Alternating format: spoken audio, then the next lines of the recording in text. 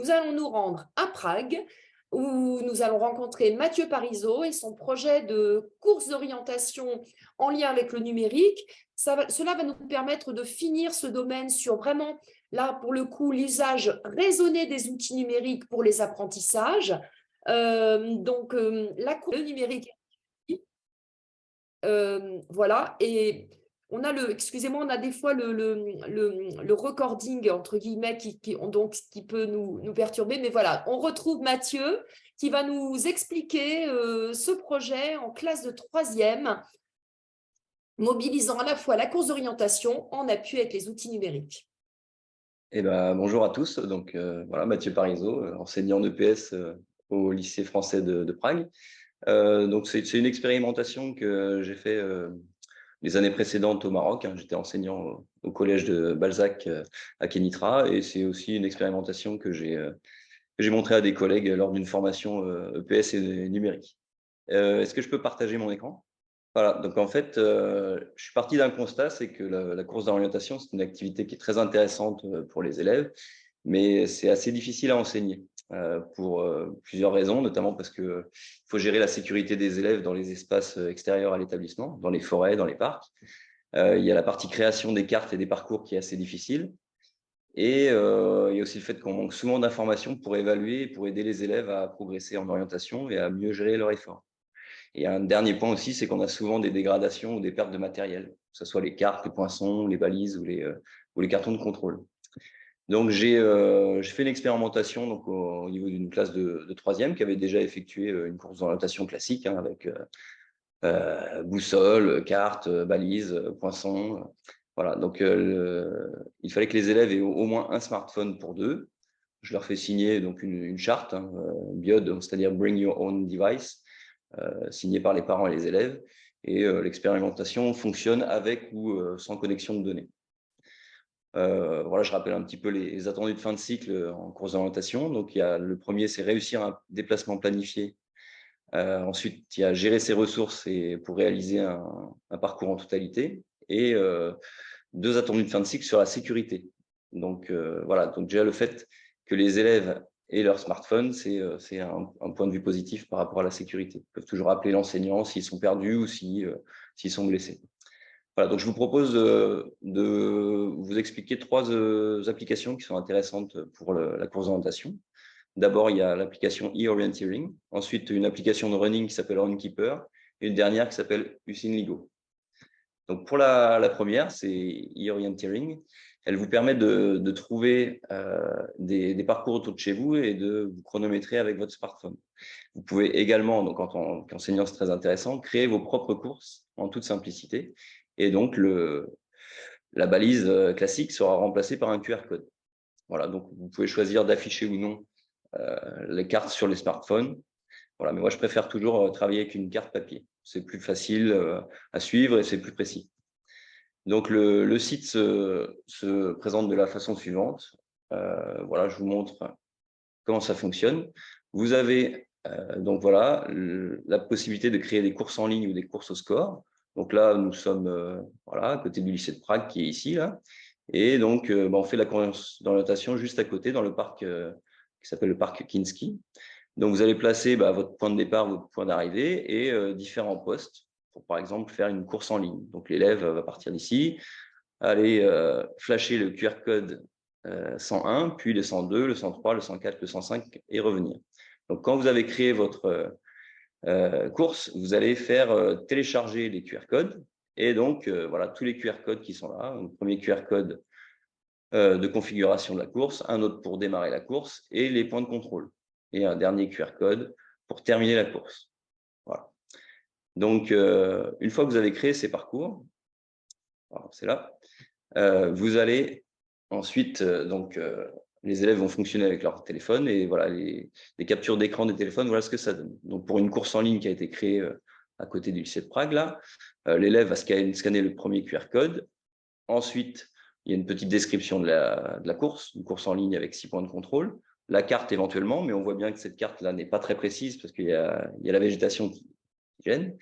Et ensuite, l'élève va flasher les QR codes et les résultats vont apparaître de la façon suivante avec les temps de passage, le temps final Et l'élève a la possibilité soit de partager les QR codes directement sur le site en ligne, soit de les envoyer sur un petit outil qu'on appelle le Hutu, que je présenterai à la fin de ma présentation. Voilà, un autre exemple pour la course au score. Voilà, donc chaque valise, on attribue des points à chaque QR code, pardon, et voilà, à la fin, on obtient les résultats.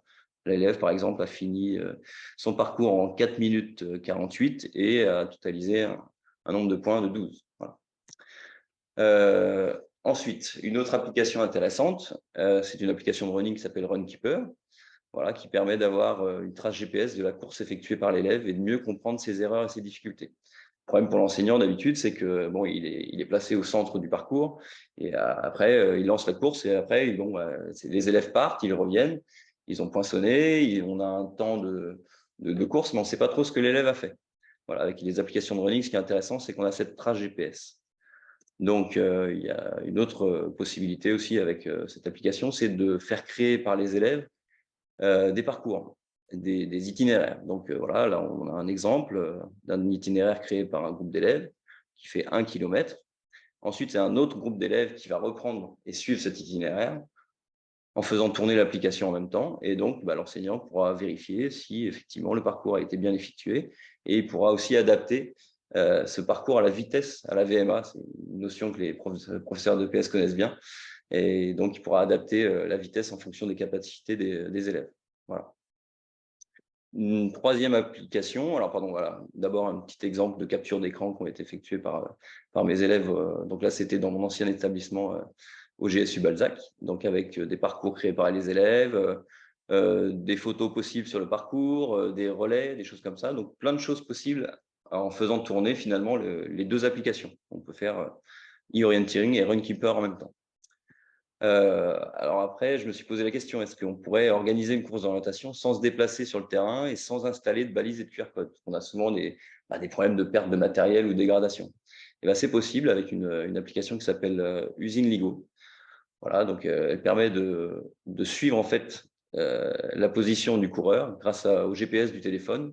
Et en fait, elle vibre et elle émet un appui sonore quand on a trouvé un point de contrôle. Donc, il faut paramétrer l'application, définir finalement des points de contrôle, des points GPS. Et ensuite, voilà, donc l'élève va se déplacer d'un point GPS à l'autre et son téléphone va vibrer ou sonner au moment où il a atteint le point GPS. Donc, il n'y a pas d'installation. Donc, c'est très intéressant. Voilà des exemples de capture d'écran où on cherche une course dans un rayon de 50 km, on en trouve une, on peut visionner la carte et après, voilà, on fait la course. Et le téléphone émet un bruit sonore dès qu'on est arrivé au départ ou à un point de contrôle. Voilà. Alors, le problème de toutes ces applications, c'est que finalement, le plan ou l'image qui est obtenue, souvent, n'est pas exploitable en course d'orientation. Il faut souvent l'améliorer. Voilà. Tout à l'heure, j'ai montré le lycée de Prague. Voilà, mais il est actuellement en travaux. Voilà, donc on ne peut pas exploiter directement il n'est pas en travaux, excusez-moi, mais l'image satellite montre des travaux et donc c'est difficile d'exploiter. Alors j'ai un logiciel à vous proposer qui s'appelle Open Orienteering Mapper, qui est un logiciel open source qui est très bien fait et qui permet de partir d'une photo satellite et de tracer par-dessus, du coup, une carte beaucoup plus précise et intéressante à utiliser avec les élèves. Donc voilà, on voit l'image satellite de mon ancien établissement. Voilà, et par-dessus, j'ai créé ma carte. Voilà. Donc voilà, pour le bilan, je dirais que c'est très intéressant de fonctionner finalement avec ces applications et un smartphone d'un point de vue de la sécurité, d'un point de vue motivation des élèves également, parce que effectivement, ils ont l'habitude de l'utiliser et ça rajoute un petit côté ludique et intéressant. Ça permet de différencier la pédagogie, notamment de s'adapter à la vitesse de course de chacun des élèves. Et ça permet de vraiment les aider, comme on a une image de leur trace GPS, du parcours qui a été effectué. Voilà, alors j'ai besoin de récupérer beaucoup de données, donc les traces GPS, les résultats des élèves, et pour cela, j'ai un outil intéressant qui s'appelle un Hutu, c'est un routeur Wi-Fi multifonction sur lesquels les élèves vont en fait transmettre leurs différentes données, donc les captures d'écran qui ont été effectuées durant la séance. Voilà. Dans les points négatifs, on va dire que voilà, parfois certains élèves profitent d'avoir leur smartphone pour faire autre chose, mais bon, c'est très rare bon, ils ont signé une charte, donc c'est très rare que ça arrive.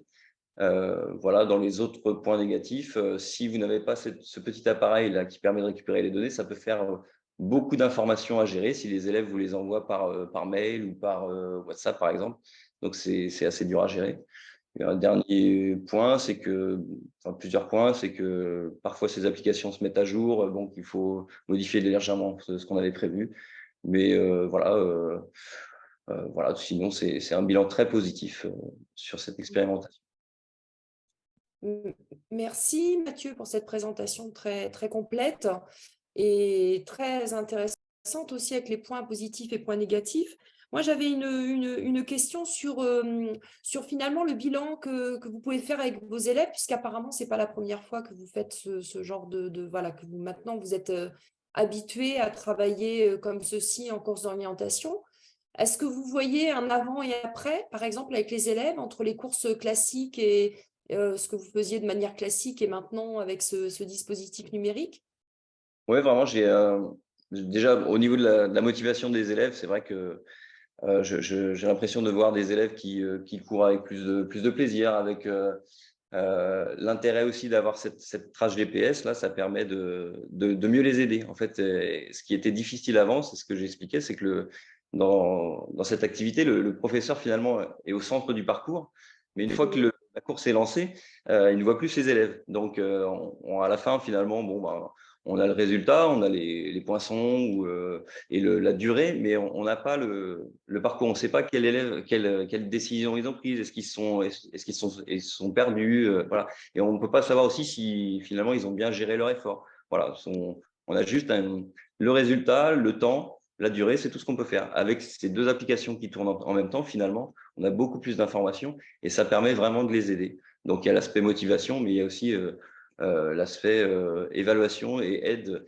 pour les élèves qui est facilité. Donc oui, moi je pense qu'il y a vraiment un avant et un après. Par contre, je reste vraiment attaché à l'aspect orientation avec la carte papier. Voilà, c'est bien d'avoir le téléphone, mais il ne faut pas qu'il y ait que ça. Euh, Oui, qui ne et perdent pas l'idée de lire une carte aussi, parce que quand on lit une carte, une on n'a carte, là, pas du tout le même investissement, même cognitif, sur le repérage spatial, en fait. Parce que le GPS peut faire à notre place ce que nous, parce que l'orientation, c'est aussi une affaire d'intuition parfois, hein, pas seulement j'ai vu une carte et j'ai l'intuition, je reconnais. Donc, il y a aussi un regard. Moi, j'avais une question aussi sur l'auto-évaluation des élèves. Est-ce que vous voyez des effets en termes d'auto-évaluation, puisque je vois que les outils peuvent permettre de gérer l'effort? Est-ce que vous voyez des élèves vraiment finalement devenir de plus en plus autonomes et peut-être même en matière d'évaluation et de regard qu'ils portent sur leurs efforts ou leur investissement, par exemple? oui, tout à fait. Le fait de pouvoir s'adapter finalement à la vitesse, à la VMA, ce qu'on appelle en EPS la VMA, la vitesse des élèves, c'est intéressant. Et ils peuvent se fixer des objectifs en termes de nombre de balises, enfin de nombre de QR codes obtenus, mais aussi en termes de vitesse. Donc, une fois qu'ils ont lancé leur application de running, alors déjà, la vitesse à laquelle ils courent, elle est affichée en permanence. Donc, ils peuvent adapter, voilà, accélérer, ralentir. Voilà, donc en termes de gestion de l'effort, j'ai trouvé ça très intéressant. Et c'est vrai, ce qui est intéressant aussi, c'est que le résultat, il est visible directement. Quand vous allez poinçonner une balise et que c'est en revenant près du professeur que vous savez si la balise a été correctement poinçonnée, si c'est la bonne. Alors que là, avec les applications, bah, directement, vous savez si le QR code qui a été effectué, qui a été flashé est le bon. Et donc, voilà, on gagne du temps, on gagne beaucoup de temps. Et je pense que au niveau auto-évaluation des élèves et progrès, c'est un. Mm. Et peut-être même leur analyse, parce que de fait, il y a des éléments factuels auxquels ils ont accès les concernant, donc ils portent un regard peut-être déjà plus distancié, plus critique sur leur performance, critique au sens positif du terme, sur leur performance, peut-être ce qui est moins vrai, sinon pas les faits, les éléments factuels les concernant en fait directement. Effectivement, ils ont accès ensuite à la fin de la séance ou chez eux même finalement à leur parcours, à leurs résultats et ça permet effectivement de s'auto-évaluer, Et d'avoir un regard plus critique. comment, Mm. comment progresser à la séance suivante et comment réussir l'évaluation finale. Donc, Tout à fait. J'ai une dernière question, peut-être un peu naïve. C'est sur les RGPD. Est-ce qu'il y a une question autour des RGPD pour ces applications? Parce que là, on voit que vous en utilisez au moins 3 et mm. que ça oblige quand même à une charte. Et voilà. Est-ce que vous pouvez en dire un petit peu plus? Exactement, donc je fais signer effectivement une charte aux élèves. Alors, sur ces applications, on demande parfois à l'élève de créer un compte et de se connecter.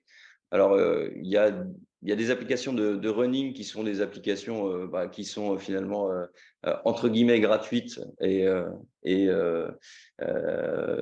sont dépendantes des marques les plus connues, hein, voilà, donc Mm. effectivement. Alors, moi, j'en ai Runkeeper, c'est une application qui est intéressante parce qu'elle permet de fonctionner hors connexion.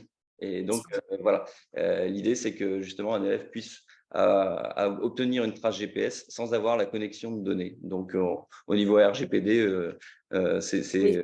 là, on tient la route. Mais effectivement, sinon, après, il y a des logiciels et des applications qu'on appelle open source où Mhm. là, on n'a pas ce souci-là, mais qui sont, je dirais, un peu moins performantes et un peu moins intéressantes, malheureusement. Mais je pense elles vont bientôt apparaître.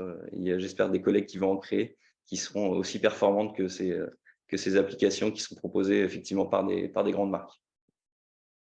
Merci Mathieu pour cette contribution très intéressante qui nous permet de conclure sur le domaine 2 et sur donc les apprentissages en autonomie et l'usage raisonné du numérique.